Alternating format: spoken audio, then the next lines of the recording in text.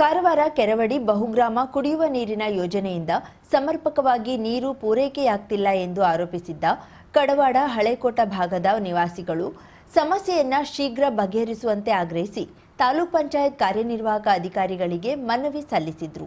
ಗ್ರಾಮಸ್ಥರ ಪ್ರಕಾರ ಕಳೆದ 2-3 ತಿಂಗಳಿಂದ 15ರಿಂದ 30 ದಿನಗಳಿಗೊಮ್ಮೆ ಮಾತ್ರ ನೀರು ಬಿಡಲಾಗುತ್ತಿದ್ದು, ಈ ಕಾರಣದಿಂದ 250ಕ್ಕೂ ಹೆಚ್ಚು ಕುಟುಂಬಗಳು ತೀವ್ರ ಸಂಕಷ್ಟ ಎದುರಿಸುತ್ತಿವೆ.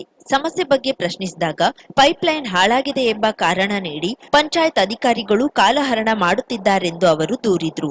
ಮಳೆಗಾಲದಲ್ಲಿಯೂ ಕುಡಿಯುವ ನೀರಿಗಾಗಿ ಕಿಲೋಮೀಟರ್ಗಳಷ್ಟು ದೂರ ನಡೆದು ನೀರು ತರಬೇಕಾದ ಪರಿಸ್ಥಿತಿ ನಿರ್ಮಾಣವಾಗಿದ್ದು, ಕೆಲವರು ಹಣ ನೀಡಿ ನೀರು ಖರೀದಿಸಬೇಕಾಗಿದೆ. ವೃದ್ಧರು ಹಾಗೂ ಮಹಿಳೆಯರು ಹೆಚ್ಚಿನ ತೊಂದರೆ ಅನುಭವಿಸುತ್ತಿದ್ದು, ಅಧಿಕಾರಿಗಳು ಸಮರ್ಪಕವಾಗಿ ಸ್ಪಂದಿಸುತ್ತಿಲ್ಲ ಎಂದು ನಿವಾಸಿಗಳು ಅಸಮಾಧಾನ ವ್ಯಕ್ತಪಡಿಸಿದ್ರು. ಜನಪ್ರತಿನಿಧಿಗಳ ಅವಧಿ ಮುಗಿದಿರೋದ್ರಿಂದ ಸಮಸ್ಯೆ ಆಲಿಸುವವರೇ ಇಲ್ಲ ಎಂಬ ಬೇಸರವನ್ನ ವ್ಯಕ್ತಪಡಿಸಿದ್ರು. ಏನಿದೆಯಲ್ಲ, ಎತ್ತರ ಪ್ರದೇಶದಲ್ಲಿ ಇರುವುದರಿಂದ ಅಲ್ಲಿ ಕರೆಕ್ಟ್ ಆಗಿ ನೀರು ಸಪ್ಲೈ ಆಗ್ತಾ ಇಲ್ಲ ಮತ್ತು ಅದು ಏನು JJM ಕೆಲಸ ಇದೆಯಲ್ಲ, ಅದು ಎಲ್ಲ ಪೆಂಡಿಂಗ್ ಆಗಿದೆ. ಮೇಲ್ಮೇಲೆ ಎತ್ತರ ಪ್ರದೇಶದಲ್ಲಿ ಸರಿಯಾಗಿ ನಳವನ್ನು ಹೋಗಿ ಮುಟ್ಲಿಲ್ಲ, ಮನೆ ಮನೆಗೆ ಕರೆಕ್ಟಾಗಿ ನಳದ ವ್ಯವಸ್ಥೆಯನ್ನು ಮಾಡಲಿಲ್ಲ. ಅದು ಒಂಥರ ಕಳಪೆ ಕಾಮಗಾರಿಕೆ ಆಗಿರುವುದರಿಂದ ಅಲ್ಲಿ ನೀರಿನ ಒಂದು ಕೊರತೆ ಇರುತ್ತದೆ. ಅಲ್ಲಿ ಮೇಲಿರುವಂಥ ಜನರಿಗೆ ಸ್ವಲ್ಪ ನೀರು ಸರಿಯಾಗಿ ಸಪ್ಲೈ ಆಗ್ತಾ ಇಲ್ಲ. ಇದರ ಬಗ್ಗೆ ನಾವು ಈ ಮೂಲಕ ನಾನು ಒಂದು ನಿಮ್ಮ ಚಾನೆಲ್ ವತಿಗೆ ತಿಳಿಸಲು ಬಯಸ್ತೇನೆ. ಎಲ್ಲ ಸಂಬಂಧಪಟ್ಟ ನಮ್ಮ ಗ್ರಾಮೀಣ ಭಾಗದ ಮೆಂಬರ್ಸ್ ಇದ್ದಾರಲ್ಲ, ಅವರಿಗೆಲ್ಲ ನಾವು ಇದರ ಬಗ್ಗೆ ತಿಳಿಸಿದ್ದೇವೆ.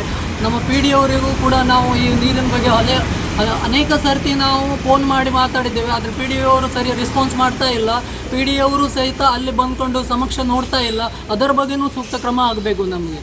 ಈ ಸಂದರ್ಭದಲ್ಲಿ ಮಾತನಾಡಿದ ಗ್ರಾಮ ಪಂಚಾಯಿತಿ ಮಾಜಿ ಅಧ್ಯಕ್ಷ ಆನಂದು ರಾಮನಾಯ್ಕ್, ಕುಡಿಯುವ ನೀರಿನ ಯೋಜನೆಯ ಕಾಮಗಾರಿ ಸಮರ್ಪಕವಾಗಿ ನಡೆದಿಲ್ಲ. ಮನೆ ಮನೆಗಳ ನಳ ಸಂಪರ್ಕ ವ್ಯವಸ್ಥೆಯಲ್ಲೂ ಲೋಪಗಳಿದ್ದು, ಇದರಿಂದ ನೀರು ಪೂರೈಕೆಯಲ್ಲಿ ಸಮಸ್ಯೆ ಉಂಟಾಗಿದೆ. ತಕ್ಷಣ ಕ್ರಮ ಕೈಗೊಂಡು 2-3 ದಿನಗಳಿಗೊಮ್ಮೆ ನೀರು ಪೂರೈಕೆ ಮಾಡುವಂತೆ ಆಗ್ರಹಿಸಿದ್ರು. ಇಲ್ಲವಾದ್ರೆ ಮುಂದಿನ ದಿನದಲ್ಲಿ ಪ್ರತಿಭಟನೆ ನಡೆಸಲಾಗುವುದು ಎಂದು ಎಚ್ಚರಿಕೆ ನೀಡಿದ್ರು.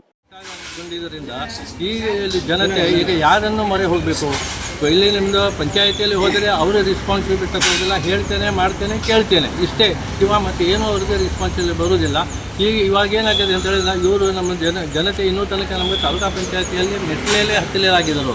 ಆದರೆ ಈಗ ಅವರಿಗೆ ನೀರಿನ ಕೊರತೆಯಿಂದಾಗಿ ಅವರ ಸಹನ ಶಕ್ತಿ ಒಂದು ಒಡೆದಿರೋದ ಕಾರಣ ಅವರಿಗೆ ತಾಲೂಕಾ ಪಂಚಾಯಿತಿಯ ಮೆಟ್ಟಲನ್ನು ಏರ್ತಾ ಇದ್ದಾರೆ. ಈ ಒಂದು ಸೂಕ್ತ ಕ್ರಮ ನಮಗೆ 2 ದಿವಸದಲ್ಲಿ ಒಮ್ಮೆ ನೀರು ಬಿಡುವಂಥ ಒಂದು ವ್ಯವಸ್ಥೆ ಅವರಿಗೆ ಆಗಬೇಕು.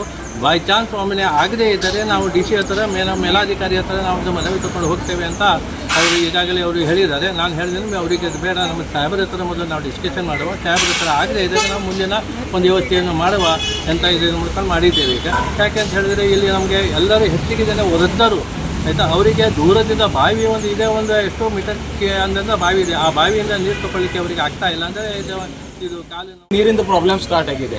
ಈಗ ನೋಡಿ, ಮೇಲಿಂದ ನೀರೇನೇ ಬರ್ತಾ ಇಲ್ಲ. ಯಾವ್ಯಾವುದೋ ಒಂದು ಏನು ಬೇರೆ ಒಂದು ಇದು ಹೇಳಿ ಜನರಿಗೆ ತೊಂದರೆ ಆಗ್ತಾ ಇದೆ. ಈಗ ನೋಡಿ, ಎಷ್ಟೋ ಜನರು ನಮ್ಮ ಕಡವಾಡ ಗ್ರಾಮದಿಂದ ಕ್ರಿಶ್ಚಿಯನ್ ವಾಡಾದವ್ರು ಬಂದಿದ್ದಾರೆ, ಭೋವಿ ವಾಡಾದವರು ಎಲ್ಲವರು ಬಂದಿದ್ದಾರೆ, ಸಮಸ್ತ ಜನರು ಬಂದಿದ್ದಾರೆ.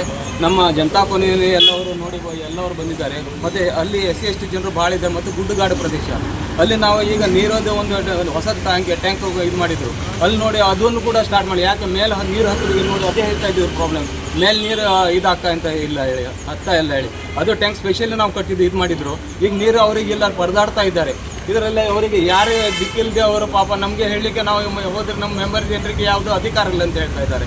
ಈ ಥರ ಇವರು ಮಲ್ತಾ ಇದು ಹೊರಗಡೆ ಮಾಡ್ತಾ ಇದ್ದಾರೆ ಅಧಿಕಾರಿಗಳು. ಈಗ ಅವರು ನಮ್ಮ ಕ್ರಮಗೊಂಡು ನೀರು ದಿವಸಕ್ಕೆ 2 ದಿವಸಗೊಂಡು ನೀರು ಬೀಳಬೇಕಂತ ನನ್ನ ಇದು.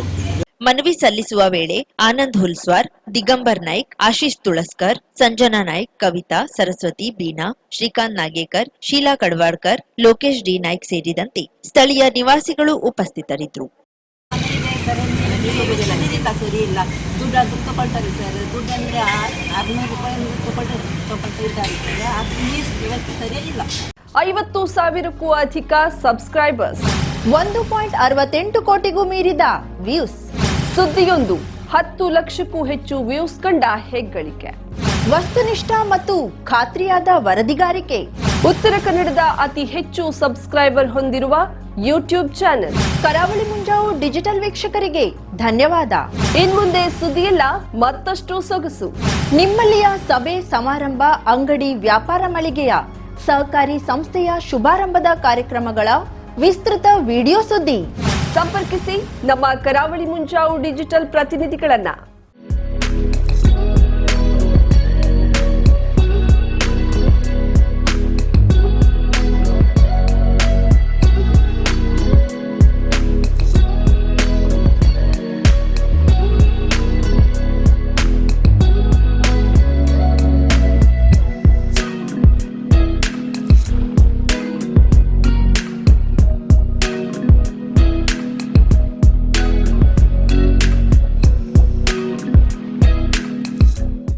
ಸಮಾರಂಭ ನಿಮ್ಮದು, ಸಂಭ್ರಮ ನಮ್ಮದು.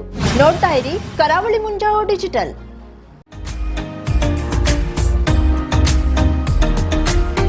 ಮಿಲನ್ ಎಂಟರ್ಪ್ರೈಸಸ್ ಬೃಹತ್ ಎಲೆಕ್ಟ್ರಾನಿಕ್ ಹಾಗೂ ಫರ್ನಿಚರ್ ಮಳಿಗೆ. ಉತ್ತರ ಕನ್ನಡ ಜಿಲ್ಲೆಯಲ್ಲೇ ಅತಿ ಹೆಚ್ಚು ಮಳಿಗೆಗಳನ್ನ ಹೊಂದಿರುವ, ಅತಿ ಹೆಚ್ಚು ಸಂತೃಪ್ತ ಗ್ರಾಹಕರನ್ನ ಹೊಂದಿರುವ ಮೂಲಕ ಹೆಗ್ಗಳಿಕೆಗೆ ಪಾತ್ರವಾಗಿರುವ ಏಕೈಕ ಸಂಸ್ಥೆ ಮಿಲನ್ ಎಂಟರ್ಪ್ರೈಸಸ್. ನಮ್ಮ ಮಳಿಗೆಗಳಲ್ಲಿ ಪ್ರಸಿದ್ಧ ಕಂಪನಿಗಳ electronic refrigerator, washing machine, LED TV, ಎಸಿಗಳು ಲಭ್ಯ.